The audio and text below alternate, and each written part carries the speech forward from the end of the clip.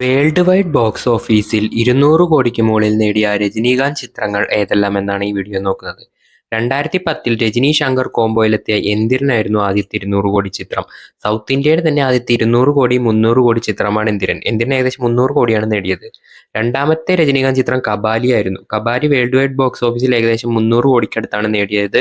South ഇന്ത്യയിലെ രണ്ടാമത്തെ 300 കോടി ചിത്രമായിരുന്നു കബാലി. അതിനുശേഷം 2.0 ആയിരുന്നു. എന്തിരന്റെ രണ്ടാം ഭാഗമായി എത്തിയ ചിത്രം ഏകദേശം വേൾഡ് വൈഡ് 660 കോടി രൂപയാണ് സ്വന്തമാക്കിയത്. അതിനുശേഷം കാർത്തിക് സുബ്രാജിന്റെ സംവിധാനത്തിലെത്തിയ ഫാൻ ബോയ് സംഭവം പേട്ടയായിരുന്നു. പേട്ട വേൾഡ് വൈഡ് ബോക്സ് ഓഫീസിൽ 230 കോടിക്കടുത്താണ് പേട്ട നേടിയത്. അതിനുശേഷം AR മുരുകദാസിന്റെ സംവിധാനത്തിലെത്തിയ ദർബാർ വേൾഡ് വൈഡ് ബോക്സ് ഓഫീസിൽ നിന്നും 204 കോടിയാണ് സ്വന്തമാക്കിയത്. അതിനുശേഷം നെൽസന്റെ സംവിധാനത്തിലെത്തിയ ജയിലർ വേൾഡ് വൈഡ് ബോക്സ് ഓഫീസിൽ നിന്നും 615 കോടിയോളം നേടിയിരുന്നു. പിന്നീട് TJ ജ്ഞാനവേലിന്റെ സംവിധാനത്തിലെത്തിയ വേട്ടയൻ വേൾഡ് വൈഡ് ബോക്സ് ഓഫീസിൽ നിന്നും 245 കോടിയും ഈ വർഷം രജനി ലോകേഷ് കോംബോയിലെത്തിയ കൂലി വേൾഡ് വൈഡ് ബോക്സ് ഓഫീസിൽ നിന്നും 510 കോടി രൂപയാണ് സ്വന്തമാക്കിയത്. മൊത്തം 8 200 കോടി ചിത്രങ്ങളാണ് വേൾഡ് വൈഡ് ബോക്സ് ഓഫീസിൽ രജനിക്കുള്ളത്.